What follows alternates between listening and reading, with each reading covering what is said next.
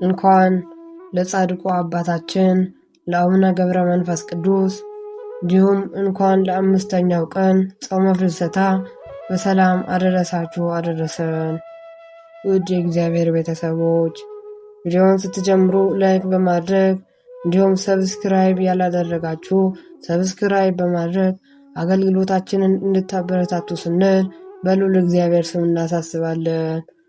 ሀሳብ አስተያየትም ካላችሁ ኮሜንት ላይ በመጻፍ ሀሳብ አስተያየት ከሌላችሁ ደግሞ ጾሙን በሰላም እንዳስጀምረን በሰላም ያስፈጽመን እያላችሁ እንድትጽፉ ስንል በትህትና ቃል እንጠይቃለን። ከዚህም በመቀጠል የጻድቁ አባታችን የአቡነ ገብረ መንፈስ ቅዱስን ገድል እንደሚከተለው ማሰማት እንጀምራለን። የጅማሬያችን እስከ ፍጻሜያችን ድረስ አብራችሁን እንድትቆዩ ስንል በትህትና እናሳስባለን። አባታችን አቡነ ገብረ መንፈስ ቅዱስ ሀገራቸው ግብጽ ሲሆን አባታቸው ስምዖን እናታቸው አቅሌስያ ይባላሉ። ልጅ አጥተው 30 ዓመትም ሲኖሩ አንድ ቀን አቅሌስያ ቤተ እግዚአብሔር ገብታ ከስዕለ ሥላሴ ስር ወድቃ ስትማጸን ክብሩ ከሰማይ ከፍታ የሚበልጥ ልጅ እንኪ ተቀበይ የሚል ድምፅ ሰማች። ስልጣኑ ከሰማይ ከፍታ ከፍ ከሚል ንጽሕናው ከሚካኤል ከገብርኤል የሚከታተል ክህነቱ እንደ መልከ ጼዴቅ እንደ መጥምቁ ዮሐንስ እንደ ነቢይ ኤልያስ የሆነ ልጅ አንቺ ተቀበይ አላት። አቅሌስያም በመጋቢት 29 ቀን ጸንሳ በታኅሳስ 29 ቀን ደም ግባቱ እጅግ የሚያምር ወንድ ልጅ እንደወለደች መልአኩ ቅዱስ ገብርኤል በሰው አምሳል መጥቶ የዚህ ልጅ ስሙ ገብረ መንፈስ ቅዱስ ይሁን አላት። ወዲያውም ሕፃኑ ተነስቶ ከእናቱ ጭን ወርዶ ለአብ ለወልድ ለመንፈስ ቅዱስ 3 ጊዜ እሰግዳለሁ፣ ዳግም ከጨለማ ወደ ብርሃን ላወጣኸኝ ለአብ ለወልድ ለመንፈስ ቅዱስ ምስጋና ይሁን አለ። ከዚህም በኋላ ጻድቁ አቡነ ገብረ መንፈስ ቅዱስ መጋቢት 29 ቀን ተጸንሰው ታኅሳስ 29 ቀን ተወለዱ። አባታችን ዓይን በገለጹ ጊዜ ከሚታይ ነገር ላይ እንዲያርፍ እርሳቸውን በተወለዱ ጊዜ ተነስተው ስብሐት ለአብ ስብሐት ለወልድ ስብሐት ለመንፈስ ቅዱስ ዘአውጻእከኒ እምጽልመት ውስተ ብርሃን ብለው አመስግነዋል። ቅዱስ አባታችን ለአምላካቸው ሰግዶ አብ ወልድ መንፈስ ቅዱስ ካመሰገነም በኋላ እናታቸው አለቀፋቻቸው፣ ጡትም አልጠቡም። 3 ዓመት ሲሞላቸውም እግዚአብሔር አምላክ መልአኩ ቅዱስ ገብርኤልን እንዲህ ብሎ አዘዘው፣ ሕፃኑን ከእናቱ ክንድ ተቀበልና ብዙ ገዳማውያን ወዳሉበት ገዳም ውሰድና ከበራቸው አስቀምጠው። አበምኔቱም ሕፃኑን ከብረ አንስተ ካንተ ዘንድ አኑረው አለው። ስለ ልብሱ ስለ ምግቡ አታስብ፣ ሕፃኑ የመንፈስ ቅዱስ ማደሪያ ነውና ምግቡ መንፈሳዊ ነው። ይኸውም ከእግዚአብሔር የሚወጣ ቃል ነው። ሰው በእንጀራ ብቻ እንደማይኖር እወቅ በለው በማለት አዘዘው። ብርሃናዊ መልአክ የራማው ልዑል ቅዱስ ገብርኤልም እንደታዘዘው ከሰማይ ወርዶ ሕፃኑን ከእናቱ ክንድ ወስዶ በክንፎቹ አቅፎ ስሙ እስከ 7ቱ ሰማይ አውጥቶ በስሉስ ቅዱስ ፊት አቅርቦት አስባረከ። እግዚአብሔርም መልአኩን ወደ እናቴ ወደ ማርያም ወሰደውና ትባርከው አለውና ወስዶት እመቤታችንን ባረከችው።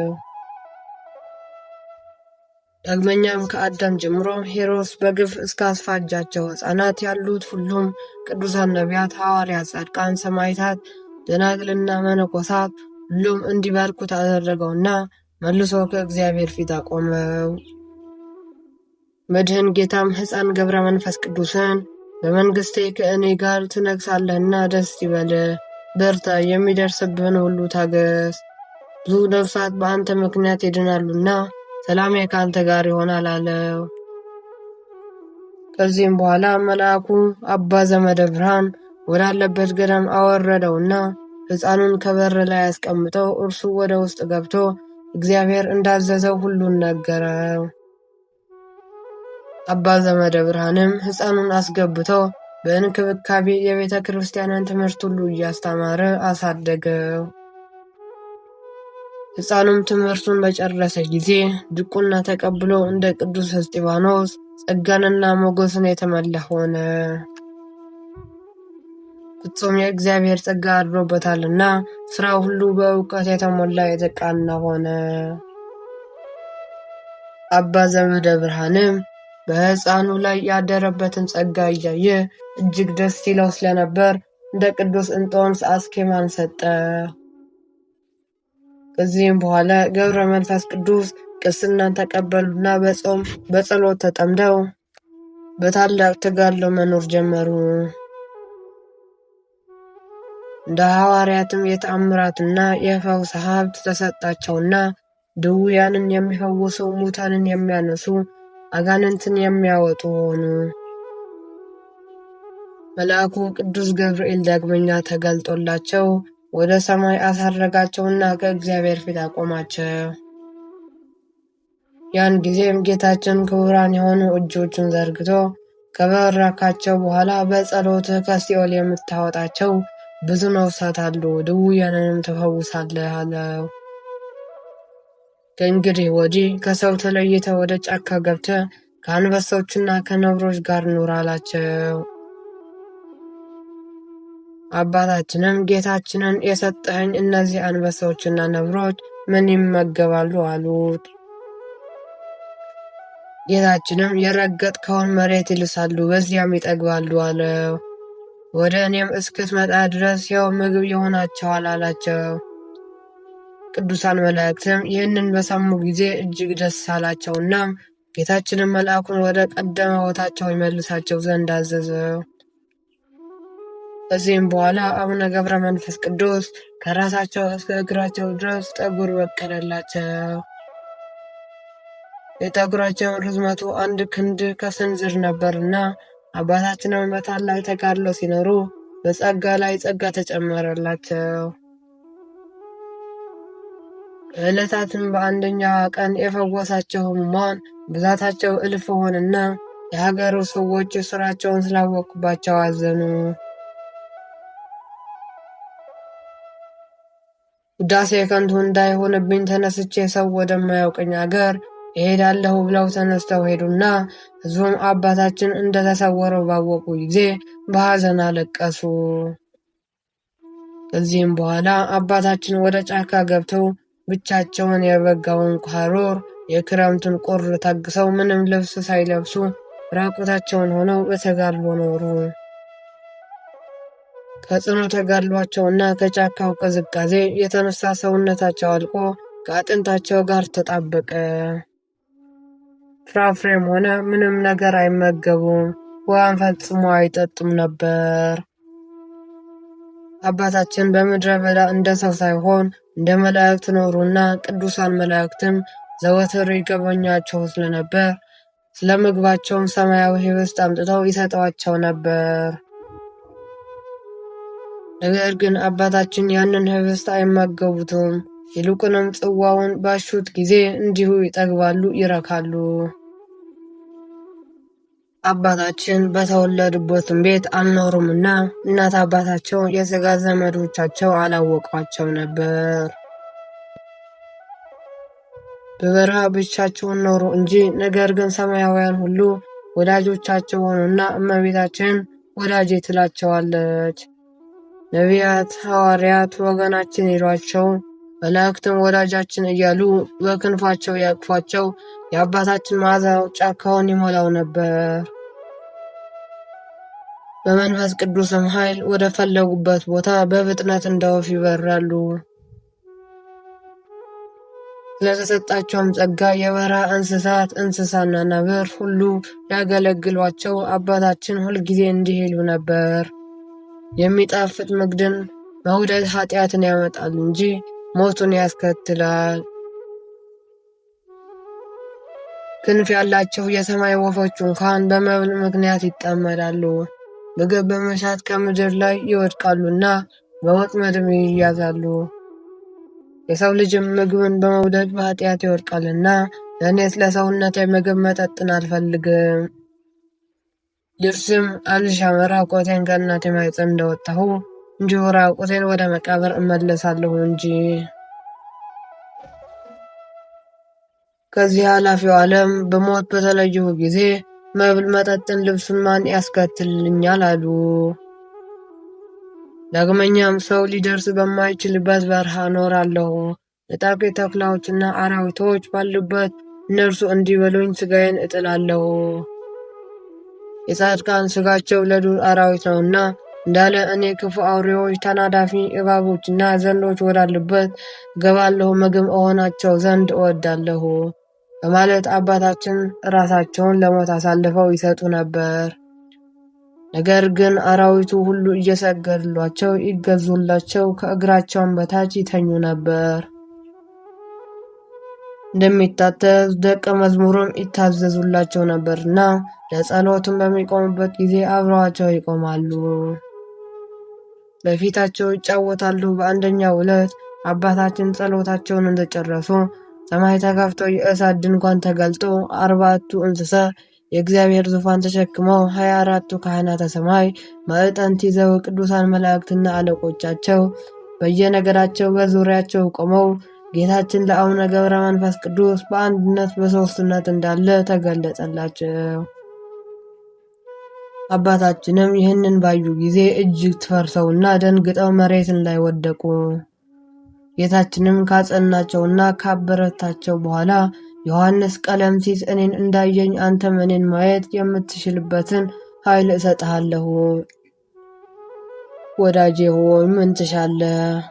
የምትጠይቀኝስ ነገር ምንድን ነው?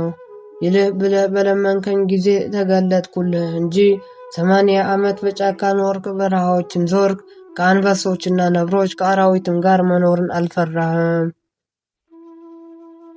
ጨክነ እስከ ሞት ድረስም ታግሰሃል። የመረጥኩ ወዳጄ ገብረ መንፈስ ቅዱስ ሆይ ምን ላድርግልህ ዘንድ እወዳለሁ አላቸውና አባታችንም ይህንን ቃል ከጌታችን በሰሙ ጊዜ እንዲህ አሉ። አምላኬ ሆይ ይህን ልታደርግልኝ አይገባም። በፊትህስ ሞገስን ካገኘሁ የገቦታን ሰዎች ማርልኝ፣ እነርሱ ኃጥአን ናቸውና። አንተ ንስሐን ለማይሹ ጻድቃን አልመጣህምና ኃጥአን ወደ ንስሐ ልትመለስ ነው እንጂ። ዳግመኛም አቤቱ እንደ ክረምት ውሃ እንዳበላቸው እያፈሰሱ ጥርሳቸውን እያፋጩ በደኝ የሚያኖሩት አስባቸው፣ ሰይጣን አስነስቷቸዋልና በማወቅ ባለማወቅ በሰሩት ማራቸው፣ ይቅርም በላቸውና እያሉት ለመኑት። ጌታችንም ወዳጄ ሆይ የለመንከኝን አልከለከልህም፣ እንደ ቸርነቴም ስምህን የጠሩትን መታሰቢያን ያደረጉትን ኃጥአንን ምሬልሃለሁ፣ የለመንከኝንም ሁሉ አደርግልህ ዘንድ ቃል ኪዳንን ሰጥቼሃለሁ አላቸው። አባታችንም እጅግ ደስ ብሏቸው በግንባራቸው መሬት ላይ ወድቀው ጌታችንን ሲያመሰግኑት ቅዱሳን መላእክትና ሰማያውያን ቅዱሳን ሁሉም አብረው ተደስተው እግዚአብሔርን አመሰገኑ። አባታችንም ይህንን ቃል ኪዳን ሲቀበሉ ዕድሜያቸው 300 ዓመት ነበርና ጌታችንም የመላእክት አለቆችም ስለ ወዳጄ ገብረ መንፈስ ቅዱስ ምልጃ ወደ ገሃነም ሂዱና የኃጥአንን ነፍስ አውጡ፣ ከእስራታቸውም ፍቷቸው አላቸውና እነርሱም የገቦታ ሰዎችን 3000 ነፍሳት ከዳይን አውጥተው ወደ ገነት አገቧቸው። ዳግመኛም እግዚአብሔር አቡነ ገብረ መንፈስ ቅዱስን እንዳንተ ካሉ ሰዎች በቀር በዓለም ያሉ ሰዎች እንዳያውቁ አድርጋለሁ አላቸው። መላእክትም ይጎበኙሃል እንጂ ከካህናት ከመነኮሳት ከምዕመናንም ወገን ቢሆን ምንም ያለ ፈቃድህ አያይህም። ወዳጄ ሆይ እንደወደድህም እኔን አባቴንና መንፈስ ቅዱስን በሦስትነትን አየኸኝ። አሁንም ወደ ኢትዮጵያ ሂድ፣ በዚያም ከዳይን በምታወጣቸው ነፍሳት አሉና አላቸው። አባታችንም አምላኬ ሆይ ወደዚያች አገር ማን ያደርሰኛል አሉት። እግዚአብሔርም እኔ በስልጣኔ ያደርሳለሁ ካላቸው በኋላ ከእርሳቸው ተሰወረ። አባታችን ጻድቁ አቡነ ገብረ መንፈስ ቅዱስ በኢትዮጵያ 262 ዓመት ኖረው 562 ዓመታቸው በተስፋቸው ያመነውን በኪዳናቸው የተማጸነ ጌታ ከመከራ ሥጋ ከመከራ ነፍስ ሊምርላቸው ተስፋቸውን ተቀብለው በዕለተ እሁድ አርፈዋል። መላእክት በአክናፈ እሳት ኢየሩሳሌም ወስደው በየማነ ምጽዋ ቀብረዋቸዋል። የአቡነ ገብረ መንፈስ ቅዱስ ረድኤት በረከት አማላጅነት በጸሎታቸው ይማረን እስከ ዘላለሙ ድረስ አሜን። ውድ የእግዚአብሔር ቤተሰቦች ከዚህም በመቀጠል በነሐሴ 5ኛው ቀን የሚነበበውን ስንክሳር እንደሚከተለው ማሰማት እንጀምራለን። አባ ፊልጶስ ዘደብረ ቢዘን። ነሐሴ 5 በዚህች ቀንም የደብረ ቢዘን አባ ፊልጶስ በክብር አረፈ። አቡነ ፊልጶስ ዘደብረ ቢዘን እንደ ነቢዩ ኤርምያስ በእናታቸው ማኅፀን ሳሉ የተመረጡና እንደተወለዱ 81ዱን የብሉይ መጻሕፍትን አጠናቀው ያወቁት ናቸው። በ12 ዓመታቸውን ለመመንከሱና ገዳም ለመግባት ወስነው ወላጅ እናታቸውን አሰናብችኝ በማለት ጠይቀዋል። ቅድስት እናታቸውም መርቀው ሸኟቸውና ትግራይ ውስጥ እንደሚገኘውና ደብረ ጸራቢ ወደሚባለው ገዳም ገቡ። የገዳሙ አስተዳዳሪ አቡነ በኪሞስም የምንኩስና ቀንበሩና ሸክሙ እጅግ ከባድ መሆኑን በመንገሩ ወደ እናታቸው እንዲመለሱ ቢመክሯቸውም አቡነ ፊልጶስ ግን ለምንኩስናን የታጩ ሙሽራ መሆናቸውን ነገሯቸው። ከብዙ ፈተናም በኋላ አመነኮሳቸውና በገዳሙም እንጨት እየለቀሙና እየፈለጡ ውሃ እየቀዱ የክርስቶስን ሕማሙን ሞቱን እያሰቡ በጾምና በጸሎት ሲጋደሉ ከኖሩ በኋላ ጌታችን ተገልጦላቸው ወደ ሽሬ እንዲሄዱ ነገሯቸው። ሽሬ አደያቦ ወደሚባለው ስፍራ ሄዱና ብዙ አስደናቂ ተአምራትን ያደረጉ ወንጌልን በሀገሩ ዘረው ሰበኩና እንደ ሐዋርያው ቅዱስ ጴጥሮስ በጥላቸውም ድውያን ይፈውሱ ነበር። ከዚህም በኋላ ወደ ደብረ ቢዘን እንዲሄዱ ተነግሯቸው የእርሳቸውን በረከት ለመቀበል ከመጡ 16 ደጋግ መነኮሳት ጋር ወደ ደብረ ቢዘን ሄዱ። ይኸውም በኤርትራ ክፍለ ሀገር በሐማሴን አውራጃ ከአስመራ ከተማ በስተ ምስራቅ 25 ኪሎ ሜትር ርቀት ላይ የሚገኘው አስደናቂ ገዳም ነው።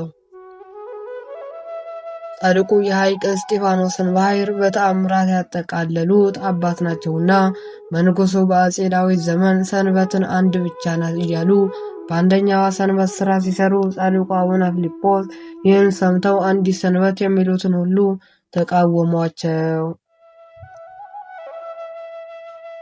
ከግብፅ የመጡ ጳጳሳትም ቀደም ብለው ከአቡነ ጊዮርጊስ ዘጋስጫ አሁንም ከአቡነ ፊልጶስ ኖረዋልና እኛም በበረከታቸው ፈጣሪያችን ይማረን እስከ ዘላለሙ ድረስ አሜን። ወስብሐት ለእግዚአብሔር ወለወላዲቱ ድንግል ወለመስቀሉ ክቡር። ይቆየን።